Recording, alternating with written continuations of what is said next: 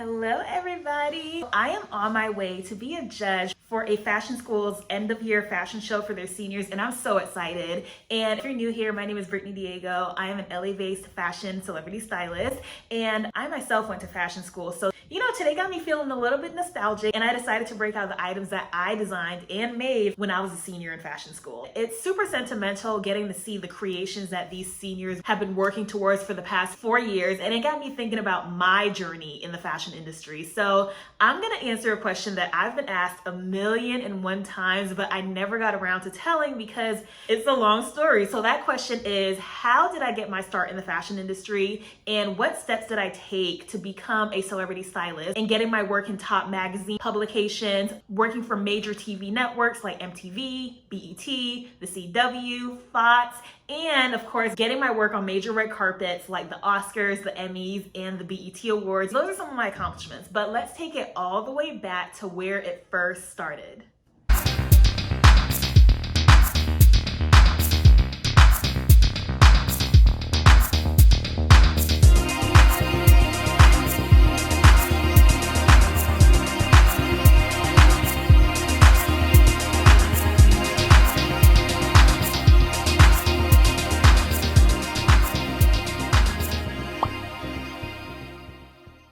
So like many of you watching, I've been interested in fashion from a young age since I was a little girl, and I can actually pinpoint the exact moment where I fell in love with fashion. So that is when I was in 4th grade. In elementary school, I was a Girl Scout. One of the activities in order to get a new badge was a sewing activity. And I just remember picking it out of this handbook that they gave us. That set off a whole entire new trajectory for my life because I was just so shook by the fact that us mere humans can make clothes. Like, my 10-year-old brain was just so blown, and I'm still blown by the fact that we're able to take ideas from our head and make it into these pieces that come into fruition and make people feel special. After I got my badge for that assignment, I was hooked, and I decided from then on that I was gonna be America's next top fashion designer. Spoiler alert, that didn't happen, but stick with me.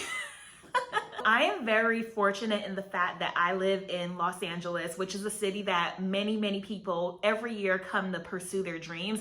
And I've lived here my whole life. I was able to find a fashion high school here in LA, which is of course a very LA thing. Of course they would have a fashion high school. So I applied and I did not get in. It wasn't even based on fashion talent at all. It was like based on test scores, which is a whole other conversation. But anyways, I had to end up going to my home high school, which if you live in LA, if you're familiar with LA, was Fremont. And I did about a couple months there, and then suddenly the fashion high school ended up seeing how high my test scores were after the fact. I don't know what happened, but they ended up calling me and saying, hey, we have a space for you. Do you want to still attend? Of course I went for it. That was my dream. So I had to end up starting high school again, but it was only by 2 or 3 months. And let me tell you, that program, I was 14, 15 years old learning about visual merchandising. We had to do an internships for our senior year. So I started working in this industry officially when I was 18. Senior year, they had us working in the California Market Center, which is where a bunch of showrooms are downtown LA in the heart of the fashion district. And I started getting my feet wet, getting experience really young. We would also learn about color theory, about designers, and of course, learn to sew. So in between math and science classes, I was also designing collections. So I had an amazing head start to the industry. I decided I definitely want to pursue this as a career when I grow up, AKA when I graduated from high school. So I applied to my dream school.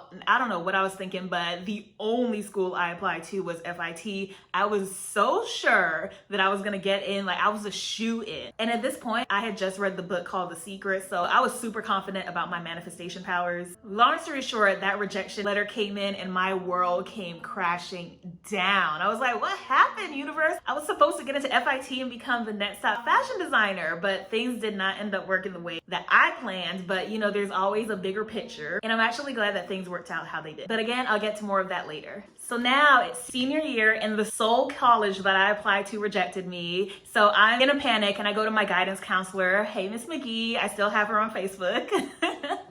And she told me that our school had a sister school which offered a 4-year scholarship to study fashion design. And I'm like, okay, that's perfect actually, because I come from a single parent immigrant household, so money was definitely tight. And moving to New York as a teenager, like looking back, there's no way I would have survived. So that scholarship literally changed the trajectory of my life. So again, I put my manifestation powers to the test, and I, be the overachiever that I am, I made not just one, but 2 senior collections. This is senior year of high school. So here I am, my future on the line. The world was supposed to end. You know, I know we got some Gen Z on here. The judge, AKA a fashion designer, who, if you watch America's Next Top Model religiously, you'll remember him from that cockroach episode from back in the day. His name is Jared Gold, innovative fashion designer, and he was the mentor for the fashion design program at the university that I went to. So he came in and judged all the senior collections, and what I think really impressed them was not just my knowledge of fashion, but my knowledge of the technicalities of garment construction and fashion history.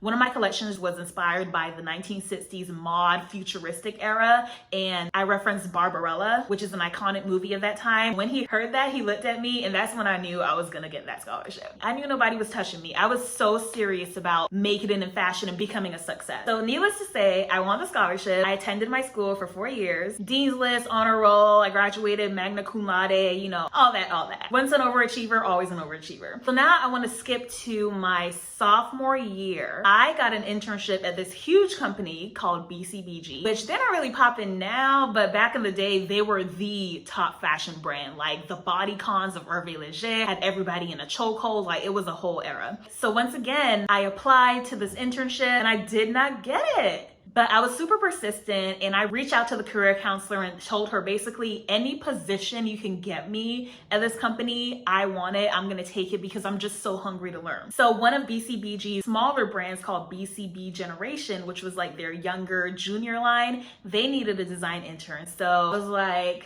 hello. So I took that internship, hit the ground running. I was there a few days a week from 9 to 5, and I got to see what designers actually did. And when I saw that, I was like, this is not what I signed up for. This is not the life that I want. No offense if I have any designers watching this right now. All respect to you, because I've been there. What I learned is that it was way more technical than what I wanted for my future. I got into fashion to be creative, not to be arguing with pattern makers, merchandisers. Like, no, that's not why I'm doing this. So there's always a silver lining. The beauty about BCBG being such a huge company is that they did everything vertically integrated, which means they did everything in-house. So I got to see everything from, literally they had bolts and bolts of every type of fabric you could imagine on site. So I got to see fabric, I got to see the textile designs and see how that got made into the fabrics. There is a pattern department, grading department, design of course, merchandising, then there was styling. And I was like, wait, her job is to dress models and be around cute clothes and be on photo shoots all day? Like, why didn't they teach us this in fashion school? This is what I want to do. I just had no idea that it was a career path. So ever since then, it was over. I decided I wanted to be a stylist. But again, it wasn't that smooth of a road. So now I'm going into my junior year, 2 years to go, and I'm already in too deep to quit. Here I am making runway collections for our school fashion show, and I'm nowhere as passionate about design as I previously was. So all my life up until this point, I'm thinking, like I said earlier, I'm gonna be America's Next Top Fashion Designer. And now it's not looking like I'm gonna be designing anytime soon because I have this newfound passion for styling. So my fashion school and many other fashion schools to this day don't offer a styling major. But what I did find out is that my school had a styling class. It was called Styling for Media. So that was close enough. I took the class, did my first test shoot as one of the assignments. It's super cringe. I'll add some photos. But the point is, I started doing it. I didn't think too much. I just went for it, even though my work at that time was nowhere near perfect. And that made me even more hungry. So what I started doing was I started cold reaching out to stylists, sending them emails, sending my resume and saying, hey, I'm a fashion student. I'm available these days to intern. I really, really want to learn. So that's the key right there to getting emails back. Just a little side note for my aspiring stylists. Now I'm on the other end of that and I receive emails from aspiring stylists who want to get experience, but where they go wrong is they make it about them. They say, I want to be a stylist. I want to work with celebrities. That's cool, but I want someone on my team who is hungry to learn the game. So if you want to get a response from a stylist, tell them what you want to do for them, not what they can do for you in the form of helping your career. So I did a string of internships, and unfortunately, even to this day, most internships are free. If you're lucky, you'll get a gas reimbursement or a lunch stipend, but that's not always the case. I dealt with some horrible stylists, probably some of your faves. I won't name any names, but there was a particular stylist here in LA to a popular hip hop artist. She's still out here terrorizing young stylists. Anywho, there was a stylist who I had reached out to the previous year. Okay, I emailed her in November of 2016. I did not hear back from her until February of 2017.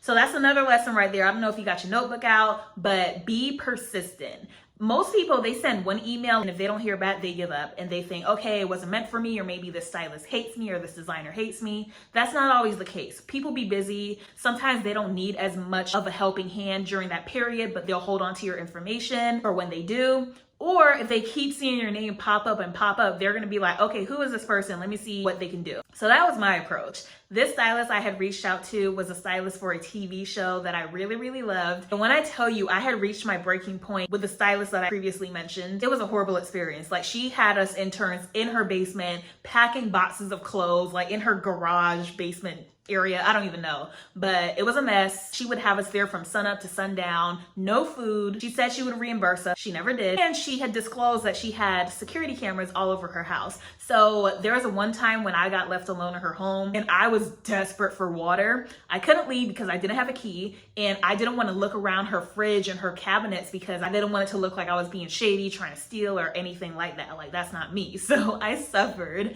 And when I tell you that day, this was February 2017, I finally heard back from that TV stylist and she said, hey, are you still looking for an assistant position? I was like, oh my God, yes, anything but this. And she didn't need an assistant for the TV show, but she needed a communications intern. And I was like, okay, not exactly what I want to do, but anything is better than this, so I'm taking it. So I did that, and this stylist, she was the first real mentor to me. She was the first stylist that when I assisted, she said, hey, what's your Venmo? Let me send you $20 for lunch. Let me send you some gas money. I didn't even have to ask.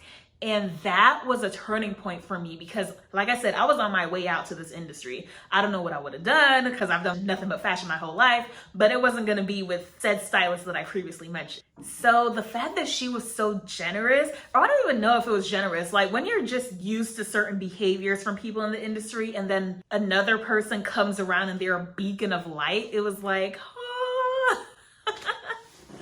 she showed me that you can actually be a nice, kind person and be successful in the industry. So I decided when I start getting my own clients and my own interns and assistants, I'm gonna be like her. And I stayed true to that. I ended up working with this stylist for about a year. And the show that she was on did not end up calling her back. She was a costume designer on the show. And so she ended up moving to the East Coast, and now I'm left alone to figure things out. So now I'm back at square one.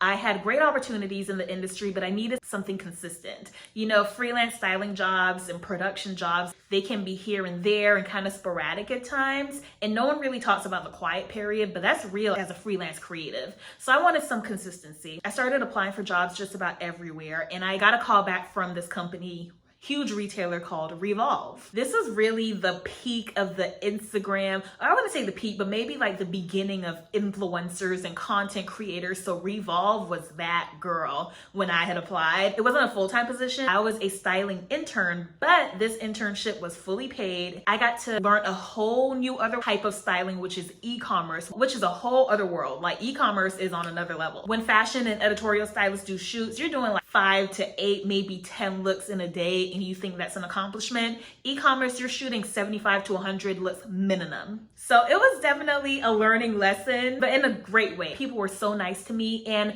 the way that I approached this internship was as if it was a job. I said, this is gonna be my last internship. You know, I already have my degree. I'm not trying to be interning for the rest of my life. I'm all about manifesting and embodying. So I walked in every single day as if I was already a full-time employee and not the intern. they could start viewing me that way. And so when the end of my internship came, they offered me another position as a sample coordinator. So I'm thinking like, okay, you know, samples, I could do that. I tell you, that position was less fashion and more a glorified UPS shipping person. I don't even want to get into the specifics, but it was not the right role for me. It was a lot of shipping. I was scanning a lot, faxing, like doing all these things that had really nothing to do with fashion. And I like to see the positive side of things. I will say the silver lining is that I learned all about international shipping, which is a valuable skill to have as a stylist. That was the benefit, but that's about where it ends because I'm a creative at heart. Ever since 10-year-old me decided I wanted to be in fashion, I was always drawing. I always made my own cartoons. And how I knew I wanted to be in fashion was because when I was drawing my own animations and cartoons, I focused way more on the clothes that my characters were wearing than the actual plot to my cartoons. So that's how I knew. So anyways, after that, they ended up letting me go. And at this point, I decided that was my last 9-to-5 job. Clearly, the universe is telling me something because I kept running into roadblocks. I actually went on a few interviews after that, and I could do a whole other video on the nightmare interviews that I faced. I applied for Forever 21 corporate. They ghosted me for my second interview. There was another e-commerce company called Agassi, I think it was called. And I showed up to my interview on time, actually early, and the person who was supposed to interview me never showed up. It was a nightmare. So I kept going through these situations and I was like, maybe the universe is telling me I don't need to be working for anybody else. So I decided I'm never gonna work for anybody else again because it was just not working out for me. I kept either getting fired or getting these horrible bosses. So that's when I decided, you know what? I'm 22 years old. It's now or never because what other time in your life can you really get away with doing unpaid work and jumping around from job to job without consequences? I don't have any kids or anything, so I'm responsible for just me. And that's when I went all in with my celebrity styling career. But of course, again, things did not pop off immediately. There's always a journey. So the way I started out as a stylist, after I got fired, I hit the ground running and I started reaching out to photographers on Craigslist and Instagram. Now looking back, it's kind of crazy, but I lived to tell the tale. And I would of course vet these photographers before reaching out to them. So one of my first gigs was this photographer named Jamie. She had a mood board posted for a test shoot and I said, okay, let me reach out to Jamie and see what we could do. She had her IG. So I reached out to her and I said, hey, I'm an up and coming stylist. I would love to style the shoot. It was a test shoot. So test shoots are unpaid. Their sole purpose is to build your portfolio. So you're gonna have to do a lot of test shoots in the beginning of your career if you're an aspiring stylist. But the benefit of it is you're not only building your portfolio, aka your book, that's another stylist vocabulary word, but you're building your network. So people ask me, how do you get these big jobs like MTV, Fox, celebrity red carpet styling gigs?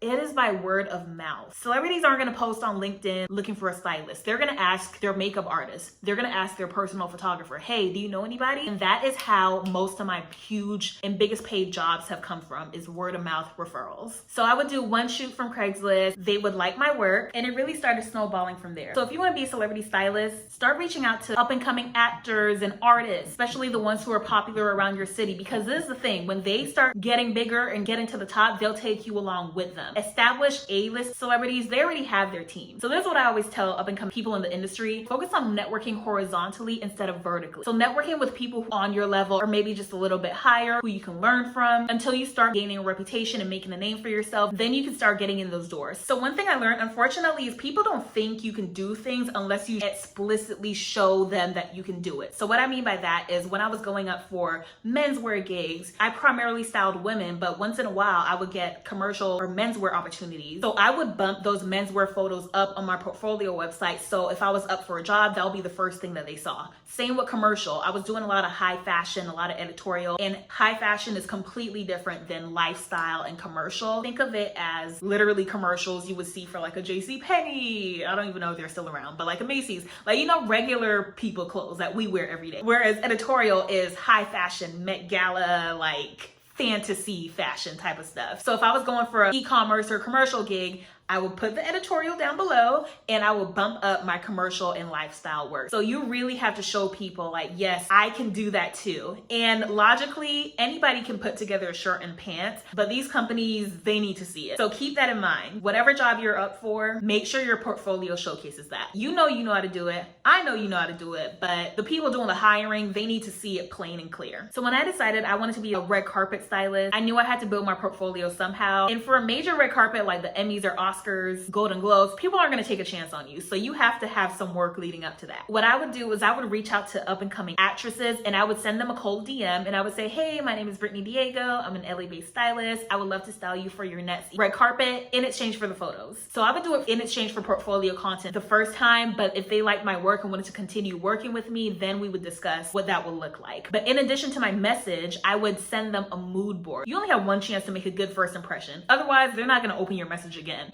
So on top of the message I also sent a mood board that was custom made for that person. And it showed that I actually studied what they liked, what silhouettes, colors, prints that they gravitate towards, that I did my homework. That is how you get a response from people. Don't just send some generic, random mood board with a bunch of images that have nothing to do with that person. So it does take some legwork on your part, but once you get in the door, you're in. When you show up as if you are already their go-to stylist, they're gonna hire you. So truly, if you are willing to put in the work, like manifest but do the work, then it can happen for you too. So within a short period of time, I graduated in 2016, and by 2019, I had already styled for the BET Awards, Emmys, countless red carpets, celebrity clientele, magazine covers. You know, people complain about our generation, but I'm so glad that I documented and posted everything along my journey on Instagram, and I still do, but I've always been very transparent about what it takes to break into this industry, because even though I did have a mentor or two throughout the early days of my career, I wish I had someone give me that guidance that I needed in this very